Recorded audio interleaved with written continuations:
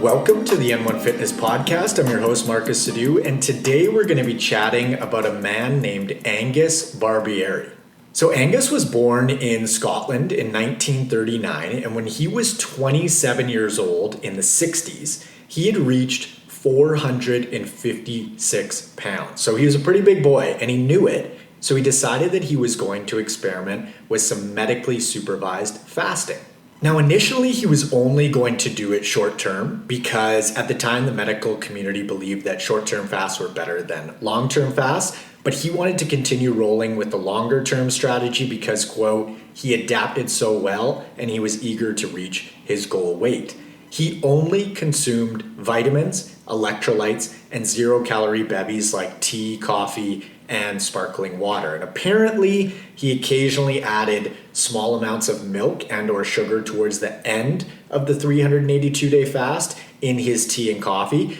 So zero food and essentially zero calories. Over the 382 days, he went from 456 pounds to 180. So he lost 276 pounds. That is insane.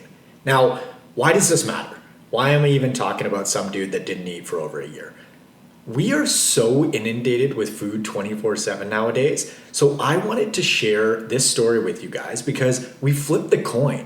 Some folks are legitimately afraid to miss or skip a single meal. This Angus dude skipped 1,146 consecutive meals. Now, he obviously had more than enough energy on his body via body fat, so he actually wasn't physiologically starving necessarily because his body and brain were being fueled by his stored energy. This is how fat loss works in a nutshell. We consume less energy than we're using throughout the day, and our bodies tap into stored energy to fill that fuel gap for our daily activities. And when I say stored energy, I just mean body fat. Now, in my opinion, it is a very good sign if you can skip a meal here and there and not have it ruin your day, sour your mood, or make you feel like shit. If someone can't go 4, 5, 6, 7 hours without having to eat, that's a bad sign.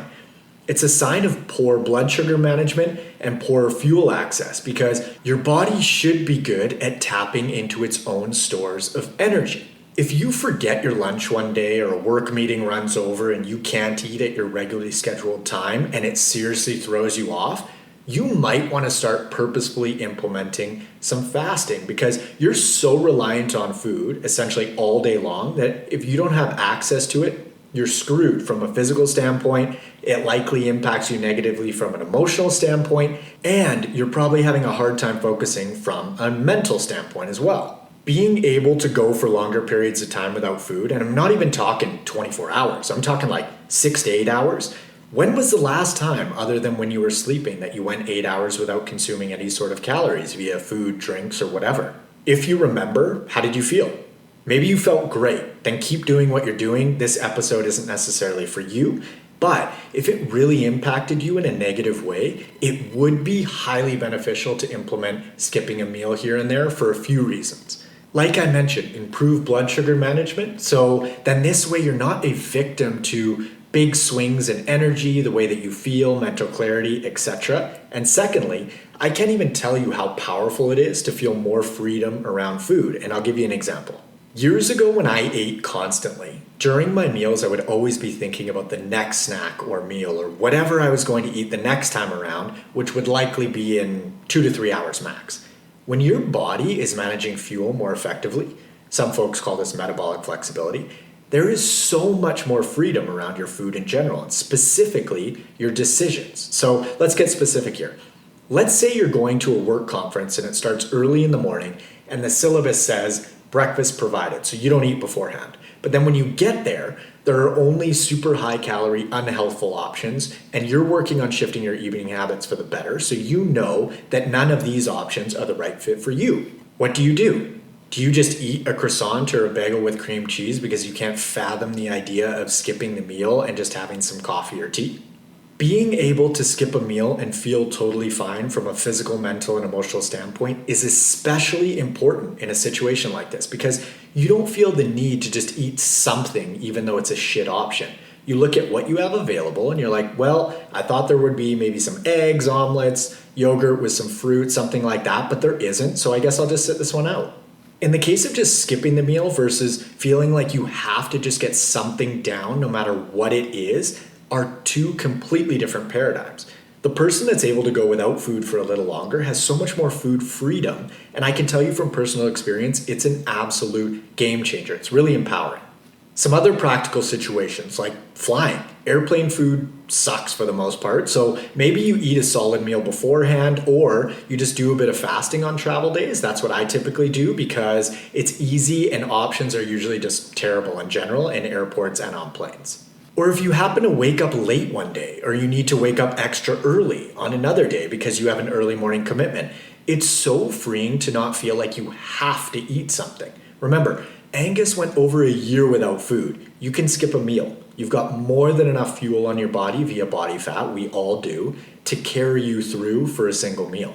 Truthfully, everybody listening to this episode could probably go weeks, potentially even months without eating and still be alive.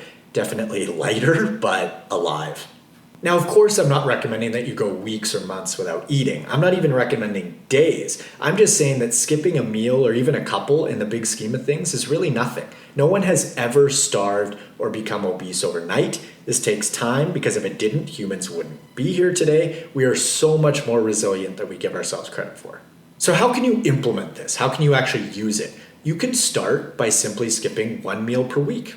That's it. Most often, folks find it easiest to skip breakfast, but the choice is yours and see how you feel. It might not actually be that bad. You might even feel better. There is only one way to find out. Give it a shot. Now, if the thought of skipping an entire meal is kind of scary, you can always skip a snack. And if the thought of skipping a snack is scary, just go without food in a situation that you normally feel the need to eat. So for example, maybe you take snacks every time you go on a hike.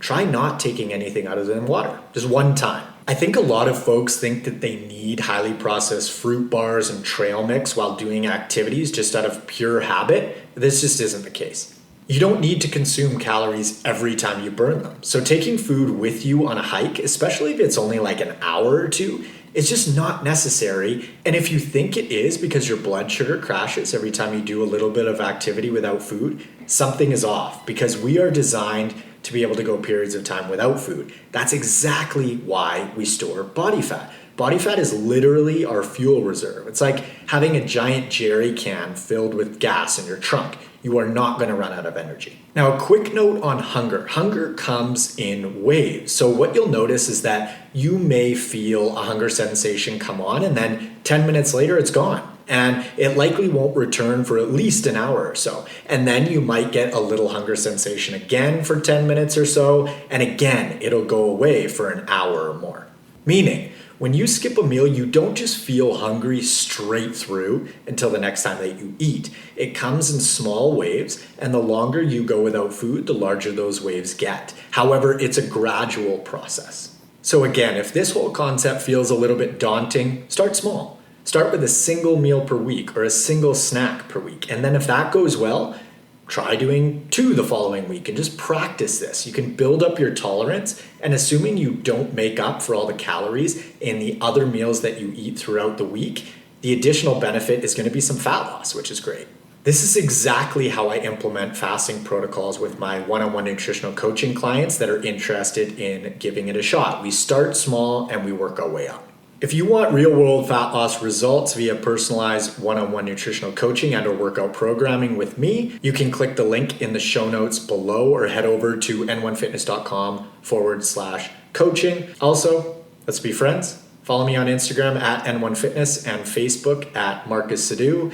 Now, I haven't mentioned this in a while, but ratings and reviews for the podcast really help it to grow. So if you're feeling generous, it would be amazing if you could leave a rating on whatever podcast app or platform you use. I hope you guys enjoyed this episode. Thanks so much for listening, and I will catch you on the next one. See ya.